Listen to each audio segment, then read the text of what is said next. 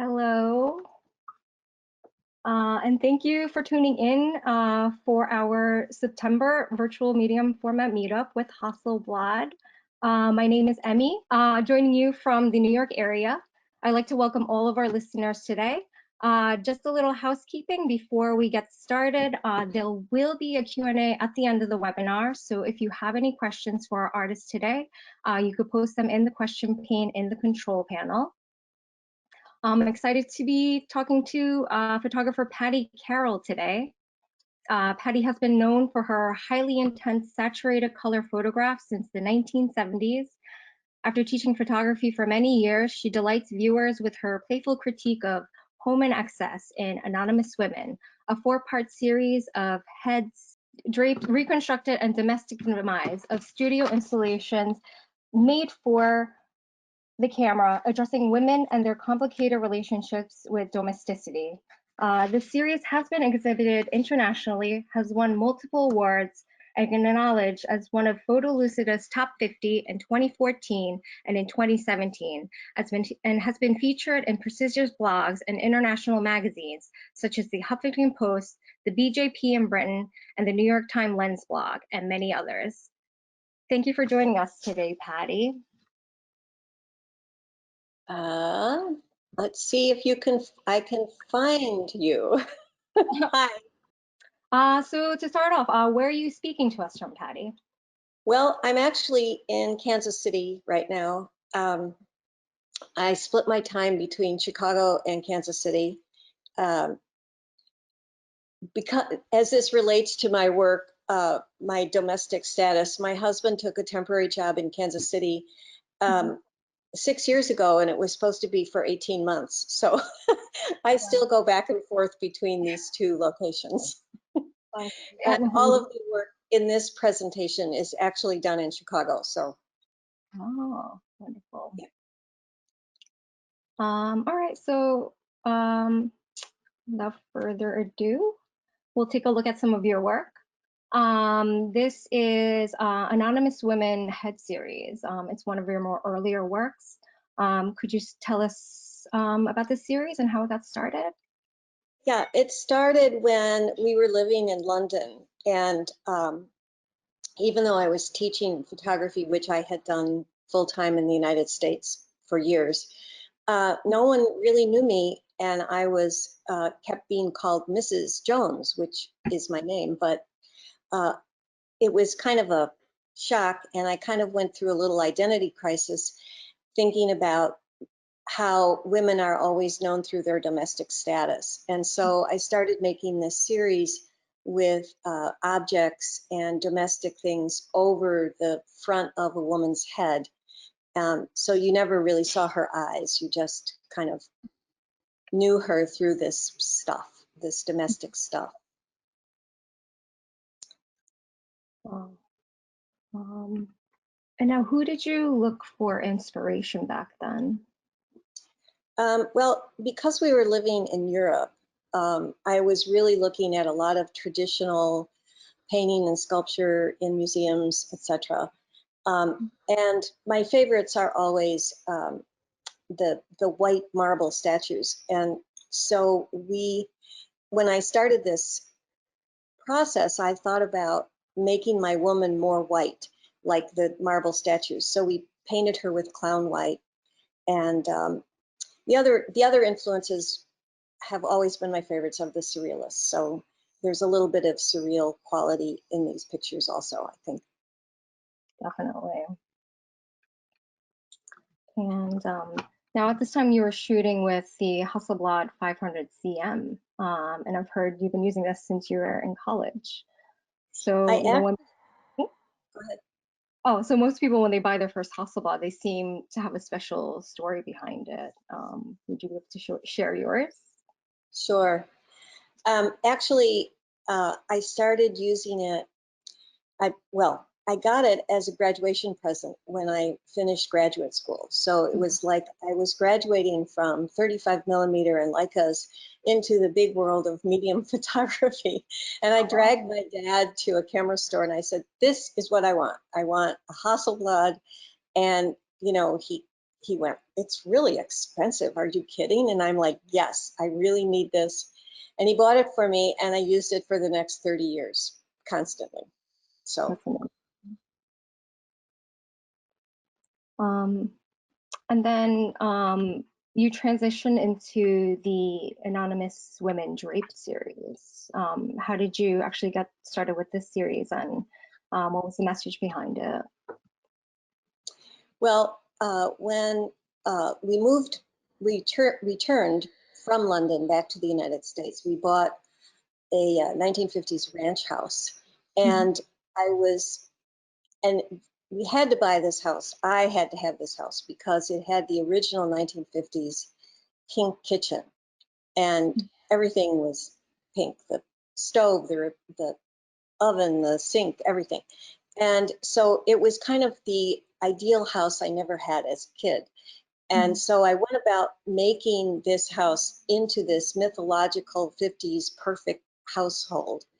And I was looking at, I was going to antique stores and estate sales and thrift stores, etc., finding like the perfect pieces. And so the drapery that I took down from my house ended up in the pictures. And at the same time that I was recreating this obsessional problem of mine of making this house so perfect, my niece was sent over to Iraq in the first sortie when we invaded Iraq. And I started thinking about the women there whose houses were going to be destroyed basically by us.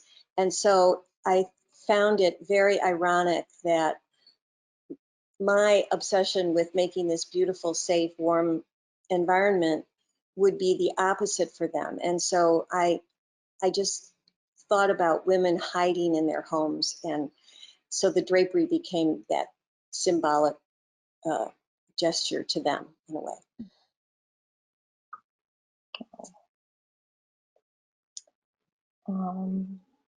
Look at some of your work here. Right. And this for this project, did you actually use real models back then?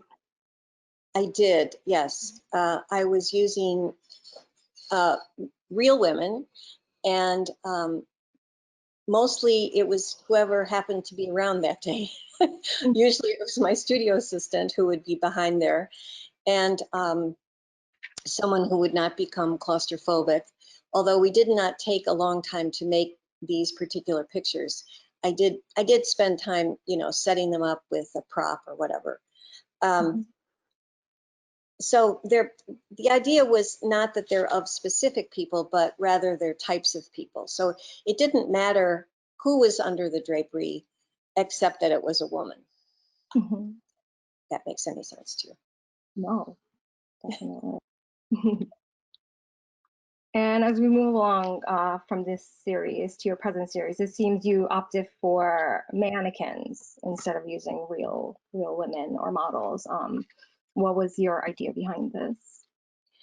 Well, I wanted to talk about more than the woman just as a lone figure by herself in being camouflaged by her drapes. I wanted to include objects and things that the women had in their homes as part of the whole series. And so it became very complicated we couldn't have someone sit there for 3 days or however long it took to make these pictures.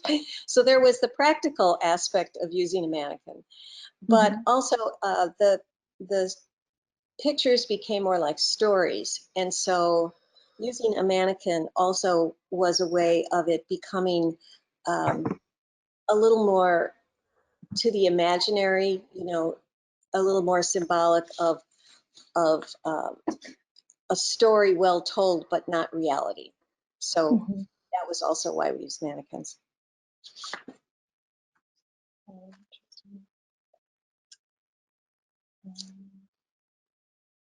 This one was, well, go ahead.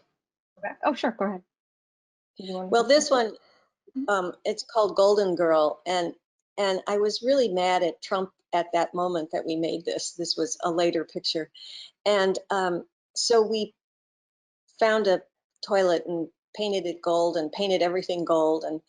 And so because this particular figure is very shallow, we put nothing in the picture frames. She just is admiring herself and nothing else on her golden throne. So technique-wise, like how do you hold focal depth on more complex scenes? Well, actually, it's pretty easy. I'm shooting from about 10 to 12 feet away, and I'm stopping down to at least 22, maybe 27. So everything that I'm seeing is going to be in focus, basically. If I were closer, I might have a bigger problem, but it's simple in this situation. And so what does your gear list look like? My gear list, my gear list is really simple. It's my camera, my HD5 on a tripod, and then a lot of lights. Because I'm not shooting outdoors anymore, I don't have to carry around a big bag. But I do have 2 large soft boxes at about 45-degree angles at the front. I have another 2 soft boxes on top, and then we supplement behind the drapes or hiding other. I have little Morris screw-in strobes that sometimes work if something is too dark, so we will light it in specifically that way. So it's really my camera, tripod, and a whole bunch of lights. Cool. Very cool. And then we get into your new series, the Domestic Demise series. When you started Anonymous Women 20 years ago, how has it evolved over the years? And has the messaging been consistent with how you envisioned it from the beginning? Well, I never envisioned how it would go. I don't think anybody can ever figure out, oh, I'm going to go on this trajectory from here to there. But it evolved sort of spontaneously. But as we added the objects, and the woman, my woman, became more part of her environment, everything just became a little more complicated. So, and then the stories started getting more elaborate stories, or we would find something that would trigger a story, and then we would just go from there. Like this one is blues, and I was thinking about how I used to be really sad, and we all are at certain times. And so it was like, well, what do you do when like you really have the blues? Well, you go home and you watch TV and eat popcorn or drink wine, something. I think we've all had days like that. And just as a reminder to our listeners, there will be a Q&A at the end of the webinar. So if you have any questions for Patty, please don't forget to post them. Okay. And with a project like this, with these kind of like elaborate sets, how does your research or your pre-production process look like? Well, okay, we'll take this picture for an example. It's called pie-eyed. And I love, first of all, I like that word, pie-eyed. So that started me. The second thing that happened was I was in a thrift store one day and I found this ceramic pie plate that had this cover to it that looked like a pie. And I thought, okay, that's what we'll do. First of all, I never bake. So this was like about women who bake all the time. And anyway, so it took, the research was really me going to a lot of thrift stores, antique stores, again, estate sales or whatever, looking for these ceramic pie plates. And then when I felt like I had enough of them, we started to set up the picture. Of course, there were still not enough, so then I had to go and buy a bunch of pies too. So a lot of this is sometimes I'll read something and it'll trigger me into something else. But a lot of times it's about the activities in the home, and then how do I, you know, my research a lot of times is shopping. I hate to say it, but that's what it consists of.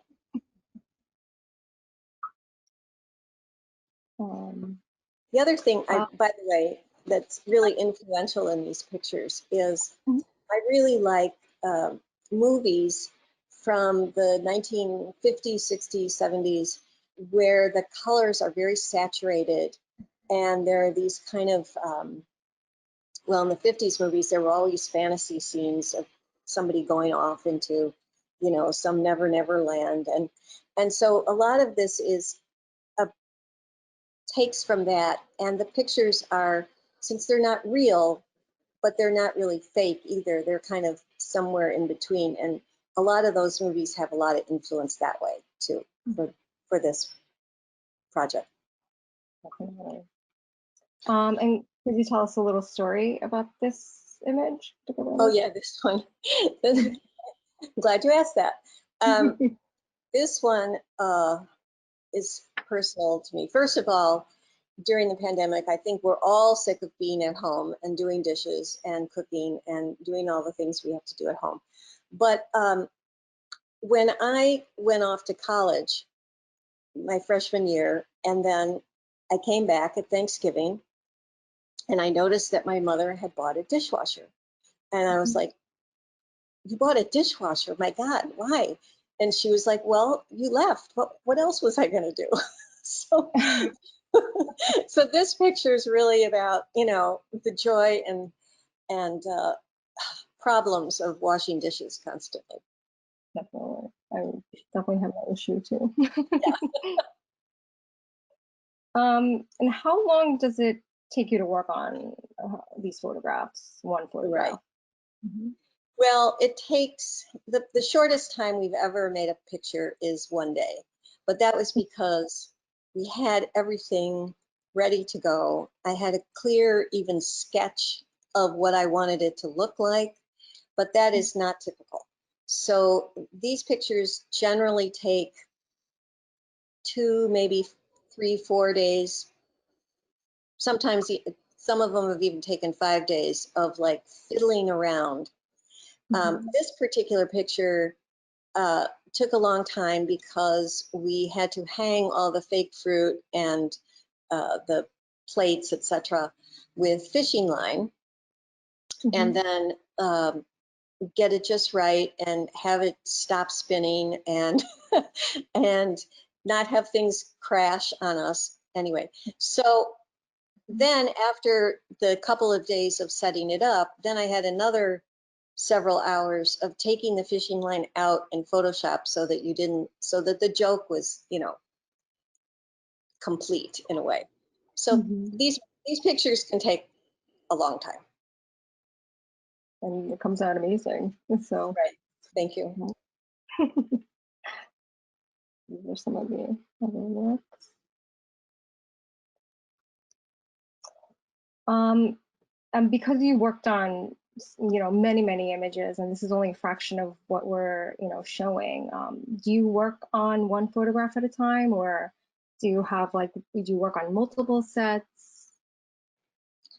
I only wish I could work on multiple sets because it would be so easy. But my studio in Chicago is a storefront, which is very limited in space.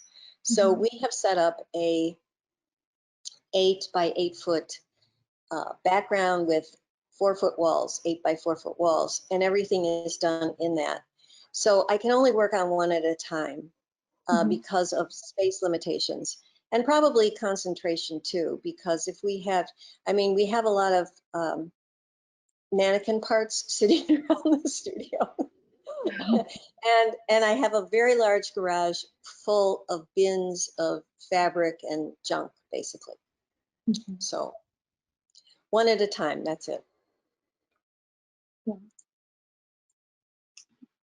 And now, is there a story behind this image right here?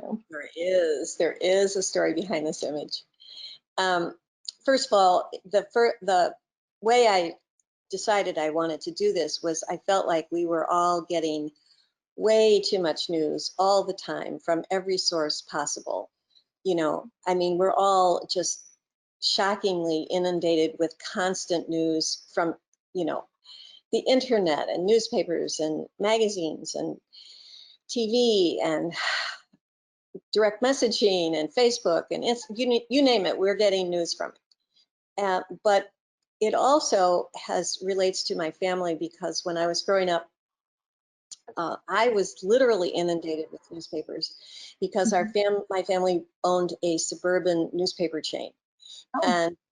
And my father, you know, my parents were like, from the day I was born, I was supposed to take that over and do it all. And you know, I worked there in high school, I worked there later, and wanted nothing to do with it. But anyway, so it's really about newspapers and how newspapers really were supposed to be my fate, but I fought against it. This woman, unfortunately, has sort of succumbed, however. And now, where do you find your inspiration for your work now? So many places. Well, the Draped series was more specific to, I grew up going to Catholic schools with nuns who wore habits, and so a lot of the drapery pictures were influenced by that, with the amount of cloth that was hiding a woman, and we only knew the nuns by their nun name, etc. We knew nothing about them. But then other pictures later were they're inspired by movies, etc. They're also a variety of sources. For instance, the game of Clue entered. When I started making these pictures, I started thinking about, well, what rooms in the house can we use? You know, and in Clue, of course, someone is murdered in a different room, and there's the library and the conservatory and the kitchen, etc. So a lot of it came from that. And then sometimes there's a story that is inspirational. For instance, there's a picture called Wallpapered, which had its direct relationship to a Victorian short story called The Yellow Wallpaper. And in it, the woman goes mad and she starts peeling off the wallpaper, and she just goes completely crazy. So there's a variety of, you know, influences. Plus, a lot of times I bring stuff from home. In this picture, however, is just she's just become part of it. And she's tearing it up. Amazing. And gone mad. Sorry. And now, what do you find particularly interesting or fascinating in this area of work? Well, I kind of think of my little stage set as my life-size dollhouse. That I can create these little stories, and I can make situations that mimic or mock, you know, real situations. So I'm hoping my pictures will be both funny and serious at the same time. This picture is called Red Balls, but it was about keeping your balls up in the air at the same, trying to keep your balls in the air at the same time. And she's obviously not doing that. She's losing track. But anyway, my mother also had a great sense of humor, and a lot of it comes from her. Sarcasm, mostly. They are very fun to look at as well. So, and now, you know, looking at your work, it's very interesting that most of us have been home during this time, and it's especially felt by women who do have families. And you know, you really think about how the role of women and the family dynamic has shifted, you know, in society right now. So do you have any last thoughts about the message behind the domestic Demise series? Yes, of course. Well, we all know we live in a time of excessive consumption as well as turmoil in society. And so I think my lone figure tries to represent a lot of people who feel alone or isolated or frustrated and kind of at their wits' end during these difficult times. In this picture, she's kind of succumbing to her drink at her tiki bar, but I use the home as a kind of locus of our shattered world where we all retreat to and and which most people can relate to, basically.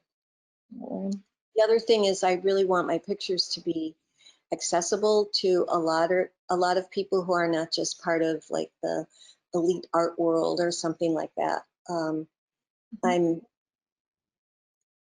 I'm making, before the pandemic and even now, I was making pictures about the home, and hopefully they strike a more meaningful chord during this time where we're really, really at home for so many reasons. Yeah, definitely. Well, thank you so much, Patty. Sorry. Now we can take some questions from our listeners. We have John asking, do you always use square format, and why do you like it? I do now. When I first started when I did the drapery, it was a vertical portrait format, mostly because they were like sort of portraits. But now I find the square to be much more conducive to keeping everything together. Something about the square is both symmetry and it just feels right. What else can I say? But yes, I use the square all the time. And it did start, my original pictures were square, and it started using the Hasselblad, the 500 cm, which is a square format. And it just feels like the right proportion for me. I'm not sure if that really answers your question. I think so, yeah. So Arturo is asking about the aesthetics of the work, whether there's a personal attachment to either the look of the work or is a factor of creating a certain look for the series. Well, I think this series kind of goes all over the place. My favorite pictures are probably the ones that are the most colorful and really use saturated, bright, intense primary colors. But I can't make all pictures like that. So the color palette and the forms really have to do with whatever the story is in each picture. So if it's really about like the arsenic and old lace one, we did put in we made the arsenic kind of a slime green, icky color because that's just seemed like the right thing. So the color is often, and the form is often dictated by the original idea of what the picture is going to be about. Let's see. Now, Roberto is asking about future project inspirations. You know, you never know. I'm still continuing this series. I made about 16 or 17 new pictures this summer alone, which was a lot for me. So I am continuing it, but I also have been doing some still lifes in my Kansas City studio. And I would like, the other thing is that I've done in exhibitions, along with the photographs, I've also put in small installations of what might be in a woman's home, which actually has objects and actual drapery on the wall in little vignettes. So that is another aspect to this. If I ever finish this project, God help me, I would love to. Uh, I did think one time I would resurrect my woman as a queen, and a variety of different kinds of queens. So we'll see if that happens. You never know. You just never know. It's where your nose leads you. Yeah. And have you continued to use your 500 cm? No, I haven't. As soon as I have to say, as much as I love that camera, I should probably gold plate it. But the day I got rid of my darkroom and I went completely digital was one of the happiest days of my life. I got rid of 2 color processors. I got rid of my darkroom sink. I gave it to a local foundation. And now my printer and my camera and I are very happy together, and my computer. So no, not doing it. Diego is asking, what was your most difficult project and how long did it take? Of this series? Yes. I think probably the most difficult is physically is the latest ones, because they require so much going and getting of stuff. And I mean, I should be a furniture mover in my next life, because that seems like all I do is move furniture around, you know, hang drapery, steam them, etc., find the right stuff. For that one picture, Cooking the Goose, which was a very complicated picture, we had to rent a stove from a local place, get it delivered, you know, set up this, move the refrigerator from the other side of the studio, you know, set up the whole thing like a real kitchen, and then have the guys come back and bring the stove back. So this part of the series is physically more difficult. I think, though, emotionally and spiritually, the very beginning of it with the lone woman and her stuff on her head was probably the most difficult, because it was like pulling out, it was like pulling teeth out. It was pulling out these ideas and emotions that I didn't know I had. And so there's a variety of ways that things are difficult. You know, now I'm just kind of having fun in my life-size dollhouse stuff.